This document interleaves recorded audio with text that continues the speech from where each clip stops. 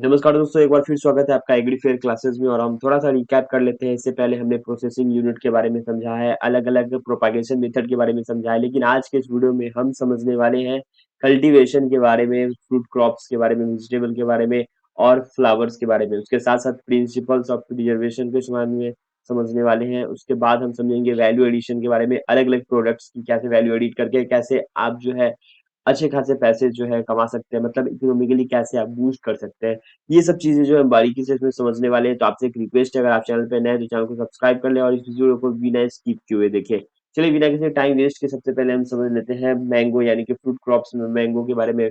Mango का scientific name होता है मैंगनीफेरा इंडिका।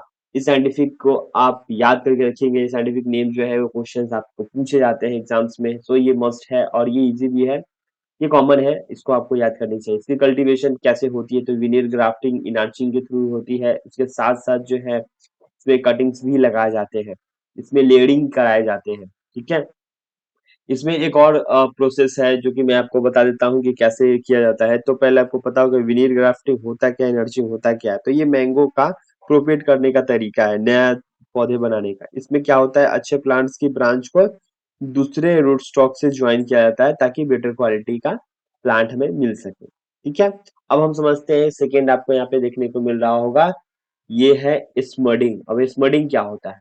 स्मडिंग स्मडिंग जो अर्ली फ्लावरिंग के लिए हम करते हैं प्रैक्टिस। अब कैसे होती है, पेड़ के पास धुआं किया जाता है यानी कि स्मोक किया जाता है।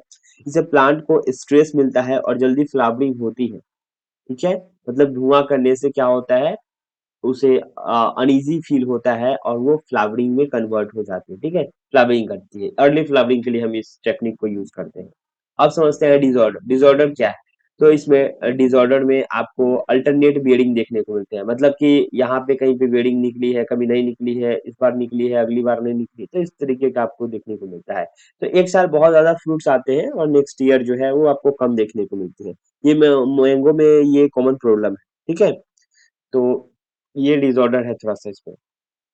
अब हम समझते हैं स्पॉन्जी टिश्यू क्या होता है। स्पॉन्जी टिश्यू आपको देखने को मिल रहा होगा। देखिए, अल्फांसो मैंगो आम के अंदर एक पल्प सॉफ्ट और स्पॉन्जी जैसा हो जाता है, जो कि फ्रूट्स बाहर से नॉर्मल दिखते हैं पर अंदर से खराब हो जाता है। उसे हम कहते हैं स्पॉन्जी टिश्यू इन अल्फांसो। ये एक डिजीज कह सकते हैं। ठीक है, और ये डिसऑर्डर से भी होता है। डिसऑर्डर भी मैंने आपको बता दिया। अब हम समझते हैं प्रोसेसिंग के बारे में। ये मैं बस बेसिक्स बता रहा हूँ, पूरे डिटेल में इसको आपको नहीं पढ़ना है। अगर आप डिटेल में पढ़ना चाहते हैं तो उसका भी लेक्चर जो है वो मेरे चैनल पर आने वाला है, लेकिन ये एग्जाम पर्सपेक्टिव से है तो मैं आपको बस ब्रीफ में ही बताऊंगा जो जो आपको जरूरत है। ठीक है, एज पर सिलेबस। तो अब हम समझते हैं इसकी प्रोसेसिंग क्या है। तो हॉट वाटर ट्रीटमेंट जो है वो आपको देना है। क्यों? क्योंकि आपको हील करना है फ्रूट फ्लाई को। तो एक प्रोसेस है, 50 डिग्री सेल्सियस गर्म पानी में ट्रीट किया जाता है जिससे फ्रूट फ्लाई और इंसेक्ट्स मर जाते हैं। अब हम समझते हैं सीएफबी क्या होता है। सीएफबी के बारे में आपने नहीं सुना है तो आगे आपको सुनने को मिलेगा। सीएफबी जो कि होता है कोरुगेटेड फाइबर बोर्ड। ये एक तरीके का बोर्ड होता है, बॉक्स होता है कह सकते हैं, या फिर हम अपने अपने लोकल भाषा में गत्ता, या फिर इससे हम कहते हैं कार्टून। ठीक है, ये एक तरीके का बॉक्स होता है जिसमें हम क्या करते हैं, मैंगो मैंगो को बॉक्सेस में पैक किया जाता है। ये स्ट्रॉन्ग कार्डबोर्ड बॉक्सेस होता है जिसे ट्रांसपोर्ट करते हैं, तो ये हमारा जो भी फ्रूट्स रहते हैं वो सेफ रहते हैं इसके लिए। आगे बढ़ते हैं और समझ लेते हैं पपाया का। तो पपाया का साइंटिफिक नेम होता है कैरिका पपाया, ये आप ध्यान रखेंगे। इसमें कुछ कुछ चीजें हैं जो आपको ध्यान देने की जरूरत है। इसकी प्रोपागेशन जो है वो सीड से प्रोपागेशन होती है। इसकी कटिंग्स वगैरह आप नहीं लगा करके ग्रो कर सकते हैं। सीड रेट जो है वो 250 टू 300 ग्राम पर हेक्टेयर देखने को मिलती है। इसके हाल ही आपको जो नर्सरी वगैरह में इसके प्लांट मिलेंगे, वो छोटे छोटे हाइट के प्लांट्स मिलेंगे, वो भी सीड से ग्रो किए हुए रहते हैं। ठीक है, तो इस तरीके का आपको मिल सकता है। अब हम बात कर लेते हैं इसमें, तो रेशियो में, ठीक है, मेल और फीमेल में आपको 10% मेल प्लांट्स रखने पड़ेंगे फॉर पोलिनेशन पर्पस के लिए। जैसे कि मान लो यहाँ पे फिगर में आपको देखने को मिले जो ग्रीन ग्रीन जो है, जो आपको प्लांट देखने को मिल रहा है, ये सब क्या है, ये सब है फीमेल। ठीक है, ये फीमेल है और ये आपको जो देखने को मिल रहा है ये है हमारा मेल। तो इतने फीमेल पे आपको मेल एक रखना पड़ेगा, मतलब 10% मेल प्लांट्स आपको चाहिए। फॉर एग्जाम्पल आपको ये फिगर दिखाएगा, नॉट कितने प्लांट पे एक प्लांट है, 10% आपको परसेंटाइल फॉलो करना है। अब समझते हैं इसके बारे में। तो देखिए, एक प्रोसेस होता है पेपिन का, पेपेन, पेपेन समझते हैं, पेपेन, आप जैसे प्रोनाउंस करें इसको, इसे कट आउट करते हैं, ठीक है, और इसके अंदर से दूध निकलते हैं। आपको ये पता है कि वो मिल्क मिल्क टाइप का जो है व्हाइट व्हाइट कलर का इसमें से निकलते हैं, इसको हम दूध भी बोल देते हैं पपाया में से, उसे हम कहते हैं पपेन। पेपेन जो होता है वो मीट टेंडरिंग एंजाइम्स होते हैं, ठीक है, इससे हम क्या करते हैं, स्कैचिंग करते हैं और इसमें से कलेक्ट करते हैं लैटेक्स, और ये मीट को इकट्ठा कर लेने के बाद, स्टोर कर लेने के बाद, इसको हम पाउडर में तब्दील कर देते हैं और पाउडर ही सेल होता है। और ये बहुत जगह यूज किया जाता है, इंजाइम्स वगैरह में, मेडिसिन वगैरह में इसको यूज किया जाता है, और ये बहुत महंगा बिकता है, ठीक है। अब इसमें एक प्रॉब्लम आता है जो कि होता है वाटर स्टैग्नेशन, जो कि कॉलर रॉट देखने को मिलता है। और रॉट की समस्या ये होती है कि आप अगर थोड़ा सा भी पानी यहाँ पे रह गया तो ये बीच से क्या हो जाता है, ब्रोकेज हो जाता है, टूट जाता है और ये गिर जाता है। इसमें एक और जो है वो बहुत खतरनाक डिजीज है जिसको हम बोलते हैं YMV, जिसका फुल फॉर्म है, मैं यहाँ लिख देता हूँ ताकि आपको ध्यान में रहे। ये होता है येलो मोज़ैक वायरस, ठीक है। ये ध्यान रखिएगा, ये बहुत ही ज्यादा जो है इसमें देखने को मिलता है। पपाया जो है फसल का फसल तबाह हो जाता है, ये येलो वेन बन जाते हैं इसमें से, और ये ब्रोकेज हो जाता है और टूट के गिर जाता है, ठीक है, वायरस से ये होते हैं। चलिए आगे हम समझते हैं बनाना, बनाना यानी कि केला के बारे में, जो कि आपको हर जगह देखने को मिलते हैं। केला, केला हालांकि इसका साइंटिफिक नेम होता है म्यूशा स्पेसीज, ठीक है। एसपीपी जब भी लिखा रहे तो आप समझेंगे स्पेसीज लिखा हुआ है, नॉट स्पाइस, ठीक है, तो ये आप ध्यान रखेंगे। प्रोपागेशन यानी कि प्रसार की विधि क्या है, तो इसमें आप जो भी सकर्स वगैरह साइड से निकलते हैं उसकी हम क्या करते हैं, इसको लेकर के हम अलग प्लांटिंग करते हैं। तो ये एक तरीका है प्रोपागेशन का। दूसरा होता है आपको यहाँ पे एक और प्रोसेस है जो कि लैब का प्रोसेस है, जिसे हम टिश्यू कल्चर के नाम से जानते हैं। टिश्यू कल्चर में जो है वो तैयार किया जाता है छोटे छोटे पौधे और भेजे जाते हैं, ठीक है। जब बड़ा ग्रो हो जाता है, इसमें से ब्रांचेस निकलते हैं, फिर हम क्या करते हैं, एक जगह से लेके दूसरी जगह हम क्या करते हैं, ट्रांसफर करते हैं। इंटरकल्चर ऑपरेशन होता है जो कि आपको ध्यान देने की जरूरत है। क्रोपिंग एक तरीके का जिसको हम कहते हैं सहारा देना। जब केले के पेड़ में, मतलब जो बनाना का पेड़ में आपको लगे, प्लांट में लगे आपको कि इसकी लोड ज्यादा बढ़ रही है, इसके जो फ्रूट्स जो है उसमें आ गए हैं और ये इधर झुकाव हो रहा है, तो आपको यहाँ पे सपोर्ट देने की जरूरत है। अगर आप नहीं देते हैं तो ये गिर जाता है और आपकी नुकसान हो जाती है, ठीक है। तो ये आपको करना पड़ता है, सपोर्ट देना पड़ता है, क्योंकि इसकी जो पेड़ होती है वो कमजोर होती है और बहुत लंबे लंबे हो जाते हैं। दूसरा जो हमारा होता है डिनेवलिंग, इसकी अगर आपको इस पे मोटापा ज्यादा चाहिए, अगर केला में अगर आपको लगता है कि केला का विकास ज्यादा हो, तो जब फूल खिल जाए, जब आपको लगे कि ऊपर का जो है वो 2 या 3 जो भी है आपको यहाँ पे हत्थे निकल गए हैं, ठीक है, उसके बाद आपको यहाँ पे कट कर देना है, कट करके हटा देना है, ताकि जो भी इसकी न्यूट्रिशन वगैरह है, जो जो भी इसकी जो इसको ग्रोथ कराने में जो हेल्प करती है वो यहीं पर है, ना कि इसके फ्लावर्स पे डिपेंड करे, ठीक है। अब मार्केटिंग के लिए क्या है, तो मार्केटिंग के लिए आपको बता दें कि इसमें इथिलीन गैस से क्या होता है, ये जल्दी पक जाते हैं केले।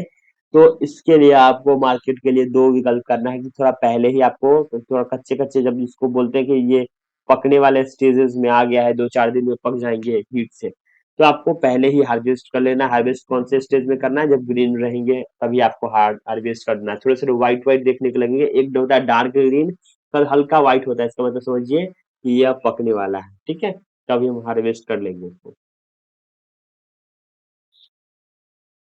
हाँ, ये है गुआवा। अब गुआवा के बारे में समझते हैं, इसका साइंटिफिक नेम होता है स्यूडियम गुआज़ावा। अब ये क्या है, ठीक है, इसके बारे में आप समझ लेते हैं। ये आपको जो प्लास्टिक में देखने को मिलता है, हालांकि ये एक प्लांट प्रोपागेशन का टेक्निक है जो कि आपको देखने को मिल रहा है, जिसे हम कहते हैं एयर लेयरिंग या फिर गुट्टी भी लोग कहते हैं, ठीक है। बाहर ट्रीटमेंट होता है जो कि रेनी सीजन्स में हम फ्लावरिंग फोर्स करते हैं, ताकि विंटर में आपको ये फलन दिखे, ठीक है। इसमें अगर आप फ्लावरिंग अगर स्टॉप कर देते हैं तो बाद में दिखेगी, क्योंकि ऐसे भी फ्लावर जो है वो डैमेज हो जाता है, इसकी पोलिनेशन खराब हो जाती है और ये दोबारा से क्या होता है, वो सही से ग्रोथ नहीं कर पाते। इसके लिए हम ये चीज अप्लाई करते हैं। दूसरा जो है, नया प्लांट को तैयार करने के लिए एक प्लांट में से दूसरे प्लांट अगर आपको वो चाहिए तो आप एयर लेडिंग के थ्रू कर सकते हैं। ये ऐसे आपको यहाँ पे क्या करना पड़ेगा, यहाँ पे ये प्लांट प्रोपागेशन वाली क्लास में मैंने बताया है, हालांकि फिर से बता देता हूँ। ये जो है हमारा ये जो है हमारा एक स्टीम है, स्टीम बोल रहा हूँ सॉरी, एक ब्रांचेज है जिसके बीच से हमने छिलका पील करके हटा दिया है। ठीक है, ये हमारा एक छिलका है जो कि आपको देखने को मिल रहा है। ये छिलका जो हमने पील करके हटा दिया है और इसके ऊपर हम सॉइल लिए हैं, या फिर आप इसमें स्पॉन्जिस वगैरह यूज कर सकते हैं, सैक्स वगैरह यूज कर सकते हैं। मिट्टी के साथ मॉइस्चर देंगे, देन पॉलीथीन से या फिर टेप से इसको हम अच्छे तरीके से बाइंड कर देंगे, तो ये हमारा एयर ब्लीडिंग हो जाएगा। ठीक है, तो आपको पता है कि रिचेस्ट सोर्स होता है पैक्टिन का, और ये जेली के लिए बेस्ट माना जाता है गुआवा। अब हम बात कर ले रहे हैं सिट्रस यानी कि नींबू की। तो इसमें टी बडिंग होता है, टी बडिंग से जो है वो हम नए प्लांट्स को तैयार करते हैं। हालांकि इसमें भी आपको सिट्रस में भी आप एयर लेडिंग इजिली कर सकते हैं। इसमें पेस्ट डिजीज की बात करें, इसमें सिट्रस कैंकर होता है जो कि बैक्टीरियल इसमें डिजीज माना जाता है, और जिससे कि प्लांट्स और लेमन या फिर जो भी सिट्रस फैमिलीज के जो भी आपको देखने को मिलते हैं फ्रूट्स वाले, तो सब में क्या होता है, ये ब्राउनिश ब्राउनिश ब्राउनिश धगे धगे धगे धगे हो जाते हैं और ये खराब हो जाते हैं। ठीक है, तो ये इसमें प्रोसेस हम इसमें क्या बनाते हैं, तो मार्मेलेड हम इसका बना सकते हैं, जो हम किन्नू वगैरह का, ऑरेंज वगैरह का बनाते हैं, खाने वाला कैंडी होता है। अब हम बात कर ले रहे हैं ग्रेप्स यानी कि अंगूर की, जो कि इसकी साइंटिफिक नेम क्या है, विटिस विनिफेरा। ठीक है, ये वाइन फैमिली से आता है, विनिफेरा, वाइन, VINE, वाइन। ठीक है, जितने भी लतरने वाले जो ये इस टाइप के जो आपको दिखेंगे फसल, वो इसी फैमिली से बिलोंग करते हैं। ठीक है, तो इसमें कई तरह के होते हैं। इसमें आपको एक्चुअल में इस टाइप के आपको ग्रेप्स देखने को मिलेंगे। ठीक है, बैगनी टाइप के, आपको ब्लैक टाइप के, ग्रीन टाइप के, अलग अलग टाइप के आपको देखने को मिलेंगे। तो सभी का जो है वो कलर चेंज है, वैरायटी अलग अलग आता है, लेकिन सब ग्रेप्स ही आते हैं। ठीक है, तो ग्रेप्स को इसको लतरने के लिए स्पेस चाहिए होती है, ये गुच्छे में ऐसे फलते हैं, इसको हम स्टोर करके सेल करते हैं। अब इसकी प्रोपागेशन क्या है, तो इसमें हार्डवुड कटिंग किया जाता है। एक ऐसे ब्रांच को देखा जाता है जो कि मोटा हो, कहने का मतलब एक पेंसिल थिकनेस हो उसकी। उसके बाद कट करके हम क्या करते हैं, सॉइल में लगाते हैं ताकि इसमें रूटिंग हो। रूटिंग होने के बाद ये प्लांट अच्छे तरीके से रेडी हो जाता है लगाने के लिए। ठीक है, तो एक नर्सरी में हम इसको कर सकते हैं, या फिर आप डायरेक्ट मेन सॉइल में जहाँ पे आपको लगाना है वहां भी आप लगा सकते हैं। प्रूनिंग है, इसमें हम कटाई छटाई करेंगे, जो कि आपकी एक्स्ट्रा जो आपकी एक्स्ट्रा ब्रांचेस वगैरह दिख जाती है, या फिर कुछ डैमेजेस वगैरह दिख जाते हैं, इससे प्रूनिंग करते हैं। जनवरी से फरवरी जो होती है वो डोरमेंट फेज होती है, fruit only grow on new shoot, तो नए नए जो है शूट पे आपको देखने को मिलती है।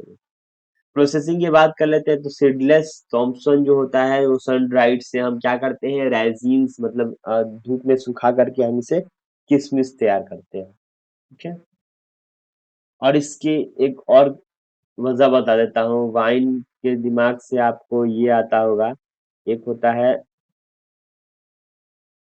एक होता है वाइन। ठीक है, वाइन जो मैंने आपको बताया है इस फैमिली से बिलोंग करता है, लेकिन मैं यहाँ पे बता रहा हूँ वाइन जो शराब बनते हैं, वो इसका भी यूज किया जाता है, ग्रेप्स। ठीक है, तो एक और चीज मैं अब छोड़ दे रहा हूँ बार बार। ठीक है, एक और चीज आपको ध्यान देने की जरूरत है। वाइन वाइन का जो रिसर्च स्टेशन, जो यहाँ जो ग्रेप्स का रिसर्च स्टेशन है, वो आपको नासिक में देखने को मिलेगा। नासिक, ठीक है, MP, और महाराष्ट्र में। ठीक है, तो ये आप याद करके रख सकते हैं, हालांकि इतना ज्यादा जरूरत नहीं है। हालांकि जब भी आपके दिमाग में आए कि अगर वाइन बन रहा है, ग्रेप्स हो रहे हैं, तो आपको ज्यादातर नासिक में जो है वाइन यार्ड्स वहाँ पे है देखने को मिलते हैं। अब हम समझते हैं रूट एंड ट्यूबर्स वेजिटेबल्स के बारे में, क्या होता है ये रूट और ट्यूबर्स वाले। देखिए, ट्यूबर्स आसान भाषा में समझे तो हम ऐसे सब्जी को कहते हैं, ऐसे ऐसे प्लांट्स को हम बोलते हैं जिसकी रूट्स में, जिसकी तने में जो होती है, रूट्स में, उसमें उसमें अगर फलन होती है, उसे हम ट्यूबर्स कहते हैं। मतलब जो मिट्टी के अंदर जो फलने वाली होती है उसे ट्यूबर्स कहते हैं। जैसे कि वेजिटेबल में हमारा पोटैटो हो जाएगा, अगर सैलेड में काउंट करें वेजिटेबल्स में तो इसमें हमारा रेडिश हो जाएगा, हमारा कैरोट हो जाएगा, ठीक है? तो इसमें अब होता क्या है, देखिए कठोर मिट्टी में जब होती है जड़ क्या हो जाती है, बढ़ जाती है अलग अलग और इसकी शेप साइज चेंज हो जाती है। साथ में इसको प्रॉपर स्पेस नहीं मिलता है ताकि वो कोन शेप बना सके, ठीक है? मेजरली जो होता है वो कोन शेप में आपको देखने को मिलता है, चाहे वो कैरेट हो चाहे वो रेडिश। उसको हल्की मिट्टी चाहिए होती है। पोटैटो का भी सेम है, अगर हल्की मिट्टी रहेगी तो वो ज़्यादा बियर होंगे, ज़्यादा साइज़ इसके बड़े होंगे। अगर टाइट मिट्टी होंगे तो ये छोटे-छोटे दाने ही रह जाएँगे, ठीक है? तो इस चीज़ का ध्यान देंगे। हालाँकि इसमें बता रहे हैं 2 चीज़ें होती है, एक होता है इसको सपोर्ट देने के लिए अर्थिंग अप ताकि इसको मिट्टी चढ़ाया जाता है ताकि इसको सपोर्ट मिल सके और ज़्यादा से ज़्यादा बियर हो सके। इसके अलावा एक डेंजर आपको चीज़ देखने को मिलती है, सन एक्सपोज़र जो है वो ग्रीन ट्यूबर्स कर देते हैं जो कि पॉइज़नस होता है, सोलेनिन इसमें पाए जाते हैं। तो ये जो है हम इसको अवॉइड करते हैं, ग्रीन वाला जो पोटैटो होता है, ठीक है? ये जहरीला माना जाता है। तो इसे हम जब भी ग्रो करते हैं, ऐसे जो ट्यूबर्स वाले फैमिली होते हैं, उसे रीज़ एंड फरो में ग्रो करते हैं, ठीक है? रीज़ रीज़ हमारा होता है और ये फरो में ये लगाए होते हैं।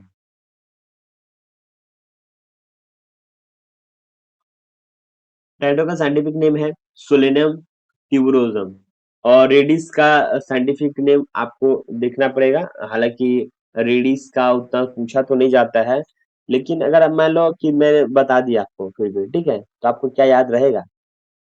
आप ही बताओ। देखिए, यहाँ पे मैं लिख दे रहा हूँ।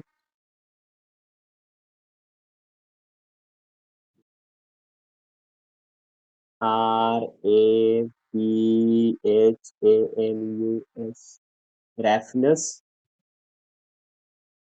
सैटिवस, ठीक है? ये रेडिस का है, ऐसे याद रखेंगे। अगर हम बात कर लेते हैं कैरोट की, तो आर फॉर रेडिस याद कर लीजिए, सी फॉर कैरोट याद कर लीजिए। तो इसका होता है DAUCUS, डेक्वस कैरोटा, ठीक है? इसका साइंटिफिक नेम, ठीक है? SN लिख दे रहा हूँ, SN साइंटिफिक नेम है। हालांकि इसके साइंटिफिक नेम्स के ऊपर हम अलग से एक लेक्चर लाने वाले हैं ताकि आप शॉर्ट फॉर्म में उस चीज को आप याद कर सकें। चलिए आगे बढ़ते हैं, अब समझ लेते हैं ओनियन का जो इसका साइंटिफिक नेम होता है एलियम सेपा। तो जो कि शोइंग इसकी नर्सरी जो होती है वो 6 वीक तक चलती है, उसके बाद ट्रांसप्लांट करते हैं। पीएनसी इसमें होती है जिसमें एलाइल प्रोपाइल क्या होता है, डिस्ट्रोफिल्ड होता है। अब इसमें आपको एक चीज समझने की जरूरत है कि एक्चुअल में ये काम कैसे करता है, ठीक है? मतलब क्या होता है ये, देखिए मैं आपको बताता हूँ। पुंजेंसी का मतलब होता है किसी फूड का तीखा या शार्प टेस्ट स्मेल, जैसे कि आपको प्याज में जैसे लगता है ना कि हमें झांस लग रहा है, एक झांस वाला प्याज है ना? या फिर ओनियन में भी आपको देखने को मिलते हैं, तो ये स्मेल होती है एक तरीके से जिसमें आपको देखने को मिलती है, ठीक है? अब समझते हैं इसके पोस्ट हार्वेस्ट की एक क्यूरिंग होती है जिसे हम सुखाना कहते हैं, सीड एरिया में हम रखते हैं ड्राई करने के लिए 3 to 4 डेज, जिसमें क्लोज नेक और रोटिंग से हम बचा सकते हैं। अगर इसको अगर मॉइस्चर वाले एरिया में रखें और ऐसा एरिया में रखें जिसमें अच्छे तरीके से इसको क्या मिले, धूप ना मिल सके, सीढ़ी में हो, तो ये जर्मिनेट स्टार्ट कर देंगे, ठीक है? आपस से। तो इसके लिए हम इसे सुखाते हैं, एक ऐसा फेज में रखते हैं कुछ दिन के लिए।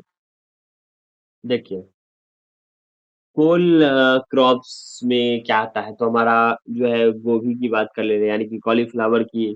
तो ये एडिबल पार्ट इसका कर्ड होता है, कर्ड जो होता है वो इस शेप का आपको देखने को मिलता है, बाकी की जो साइड्स के होते हैं वो लिप्स आपको ऐसे देखने को मिलते हैं, ठीक है? तो हम कॉलीफ्लावर की बात कर रहे हैं, तो कॉली ये तो कैबेज है, लेकिन कॉलीफ्लावर भी जो है ऐसे देखने को मिलते हैं, ऐसे ऐसे ऐसे ऐसे। ये हो गया ऐसे ऐसे करके, ऐसे ऐसे पत्ते होते हैं और बीच का जो आपको पार्ट दिखता है इसे हम कहते हैं कॉर्ड, ठीक है?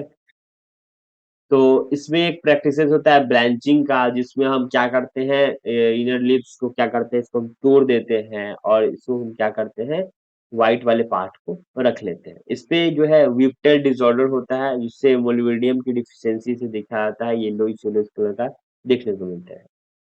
कैबेज की बात कर लेते हैं तो कैबेज का एडिबल पार्ट जो होता है इसका हेड होता है। हेड मतलब जो ऊपर वाला जो पोर्शन होता है ये, ठीक है। इसमें एक और जो है आपको चीज बता देने वाला हूँ, इसमें जो है कॉलीफ्लावर में इसमें भी बोर्डर और फ्रूट फ्लाइज मेजर डिजीज इसमें लगते हैं। हालांकि अब टोमेटो की बात कर ले रहे हैं, टोमेटो में यानी कि टमाटर की बात कर रहे हैं, इसमें लाइकोपीन फॉर्मेशन होता है जिससे आपकी रेड कलर देखने को मिलती है, ठीक है।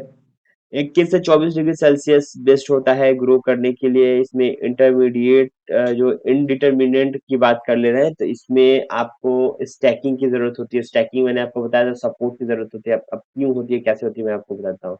हालांकि एक मान लीजिए ये बम्बू है और ये आपका टोमेटो है, तो टोमेटो जो है ये लतरने वाला है। बहुत सारे आपने टमाटर देखे होंगे जो जमीन पे फलते होंगे, बहुत, और कहूँ कहीं आपने देखे होंगे जो आपको ऐसे लतरने वाले दिखते हो। दो जो इनडिटर्मिनेंट होते हैं, इसमें दो तरीके के आपको देखने को मिलते हैं। एक तो चेरी टोमेटो होता है, एक नॉर्मल टोमेटो भी होता है, इसके अलग अलग वैरायटीज होते हैं जो एक लतरने वाले होते हैं, ठीक है। तो ज्यादातर पॉली हाउस वगैरह में या फिर ओपन फील्ड में भी ग्रो किया जाता है, इसमें ज्यादा पैदावार देखने को मिलती है एज कम्पेयर टू जो हम यूज करते हैं एज अ प्लांट वाले, मतलब डिटर्मिनेंट वाले, ठीक है। एक इनडिटर्मिनेंट होता है, एक डिटर्मिनेंट होता है, तो आप इस चीज को आप याद रखें। हम समझते हैं ब्रिंजल के बारे में यानी कि बैगन के बारे में। इसको जो है हेवी मैन्यूरिंग करने की जरूरत है, इसमें खाद वगैरह हम देते हैं। साथ में आपको इसमें जो है फ्रूट या सूट बोर्ड से बचाने के लिए आपको फेरोमोन ट्रैप लगाने की जरूरत है ताकि आपके फसल को डैमेज ना करे, ठीक है। आर यू गेटिंग मैं क्या पढ़ा रहा हूँ? ये है हमारा बैगन, ठीक है। बैगन इस तरीके का बैगन देखने को मिलता है। ये है बैगन जिसे हम कह सकते हैं एग प्लांट, ठीक है। चलिए अब समझते हैं स्पिनच जो कि पालक कहते हैं हिंदी में, जो कि कूल सीजन क्रॉप है। इसकी सीड जो है वो ब्रॉडकास्ट की जाती है, मतलब कि छिड़की जाती है, छीटी जाती है, जो कि 4 to 5 मल्टीपल लिप्स निकलते हैं, इसे कट किया जाता है और ये आयरन रिच होता है, ठीक है। तो स्पिनच में भी आपको बहुत सारे जो है वो फैक्टर्स देखने को मिलते हैं। हालांकि ये तो हमारे हेल्थ के लिए सही है, लेकिन ये बहुत कम स्पेस लेती है ग्रो करने के लिए, तो आप इंटरक्रॉपिंग में इसको यूज कर सकते हैं। मेजर फ्लावर्स की बात कर लेते हैं, कौन कौन सा फ्लावर होता है। तो कुछ मेजर फ्लावर है जो कि आपके इकोनॉमिकली मतलब सेक्टर की बात कर लेते हैं, तो इसमें आपको ज्यादा देखने को मिलते हैं ग्लैडियुलस, ठीक है। ये ग्लैडियुलस होती है जिसे हम कहते हैं आ, एक तरीके का कह सकते हैं कि बुके फ्लावर के नाम से भी इसे हम जानते हैं। तो इसका ये कौन होता है, प्याज नुमा जो है आपको शेप देखने को मिलता है, प्याज जैसा ही है यानी कोनियन जैसा ही देखने को मिलता है, इसको हम बोलते हैं बल्ब। और ये इसके साइड साइड कॉम्स भी निकलते हैं छोटे छोटे, इससे भी ग्रो होते हैं, ठीक है। तो ये इस तरीके से ग्रो किया जाता है, फिर एक बार हार्वेस्ट हो जाता है, फिर इसको निकाल दिया जाता है, इसके नीचे कॉम्स निकलते हैं, तो कटिंग करके हम रख लेते हैं, फिर दोबारा से नया नया निकलता है। तो ये जो है गैलुडस की स्पाइक होती है जिसको कट करके हम एक कह सकते हैं कि अ, या तो वेस में रख लेते हैं, ठीक है। वेस क्या होता है, वेस बता देता हूँ।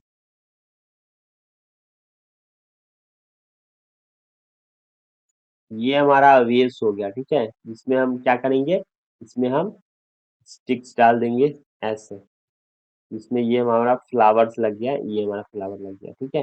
तो इस तरीके से हम इसको रखते हैं, इसमें अंदर पानी वगैरह डाल दिए जाते हैं ताकि लंबे समय तक क्या है हम इसको स्टोर करके रखते हैं, ट्रीटमेंट किया जाता है और इसको हम बाहर भेजते हैं, ठीक है।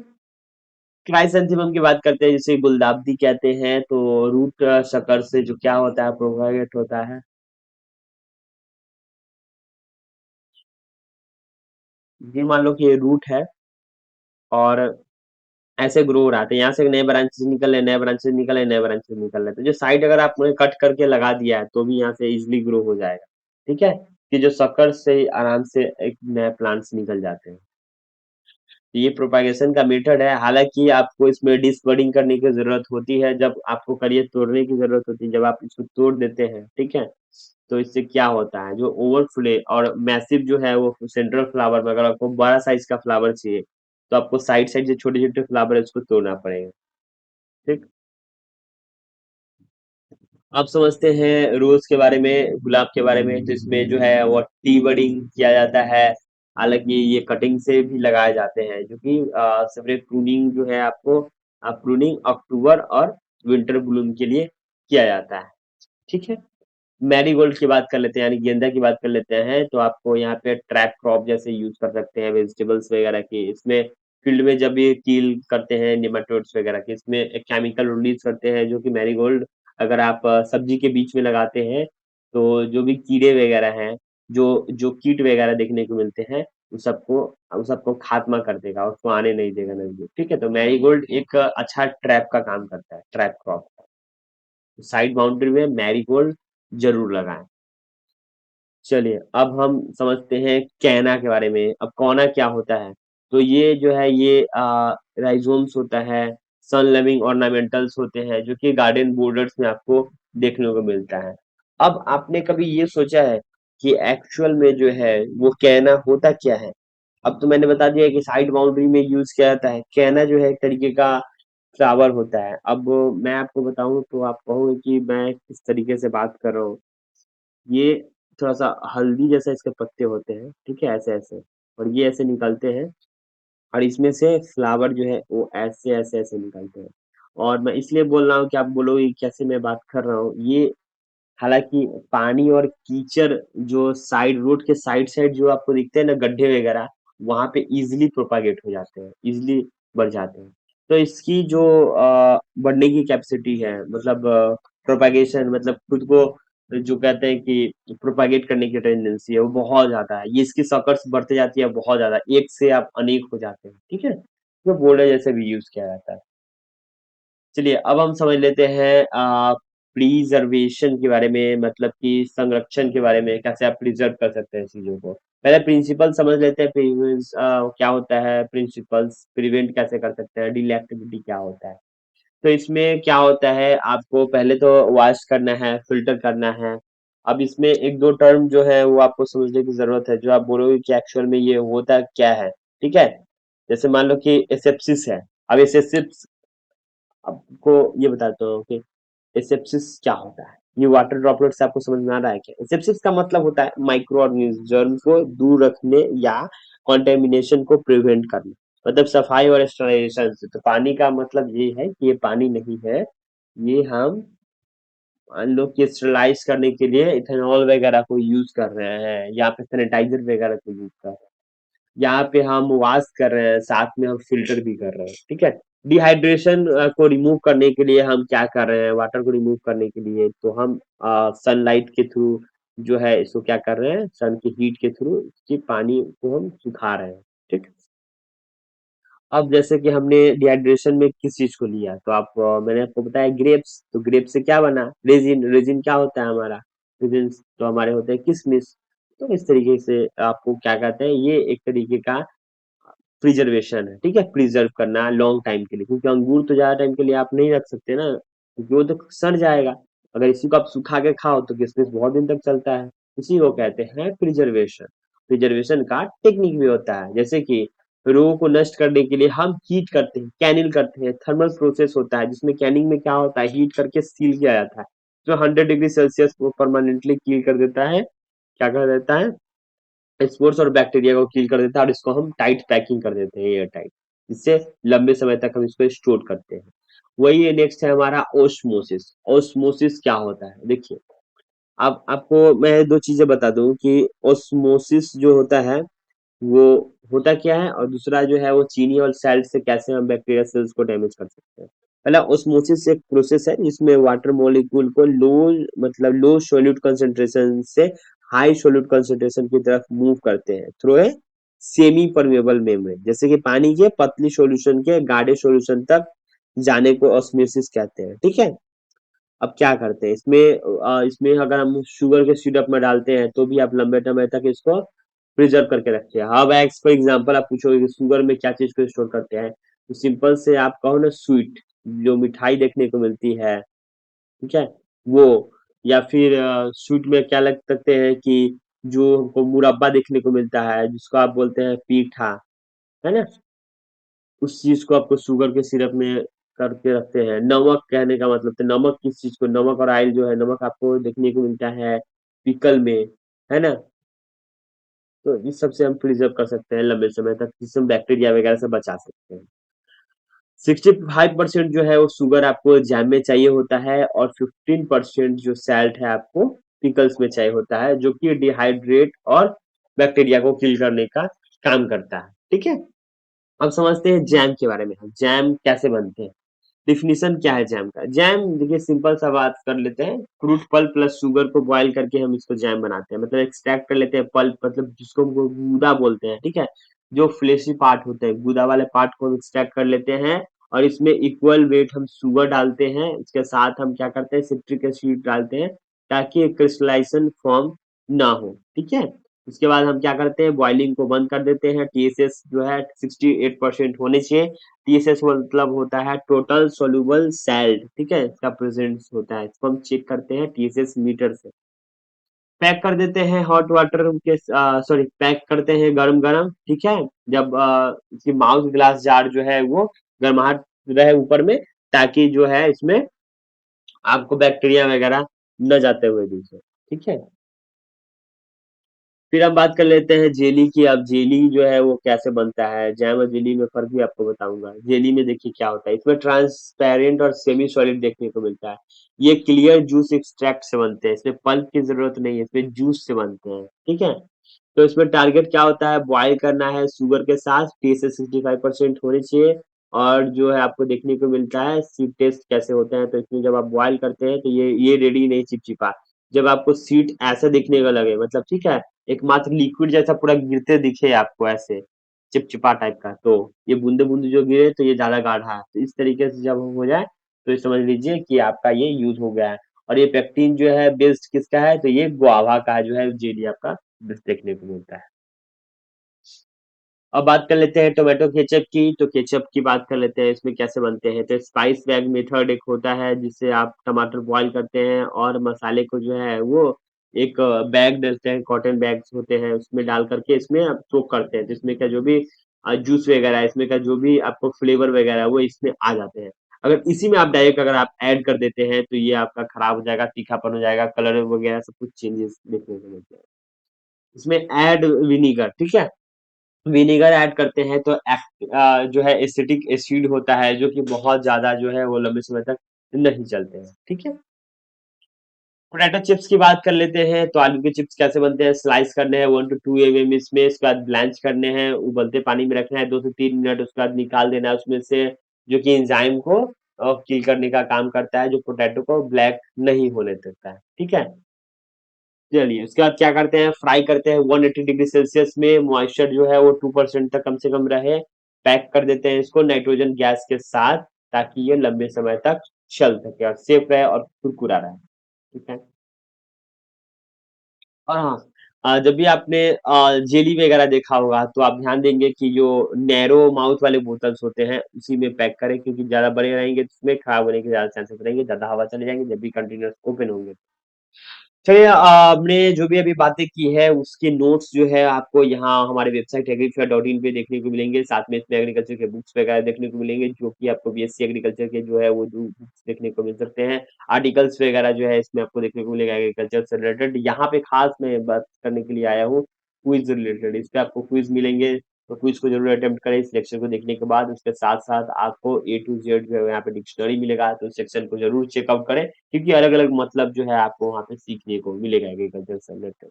चलिए आगे हम समझ लेते हैं कि अभी तक मैंने जो भी समझाया आपको बताया, तो एक बार छोटा सा एक रिवीजन हो जाए। ठीक है? प्रोपेगेशन की ये मैट्रिक्स है, जिसमें मैंगो का प्रोपेगेशन कैसे होता है, विनिल ग्राफ्टिंग नर्चिंग के थ्रू जो है वो आपको देखने को मिलता है।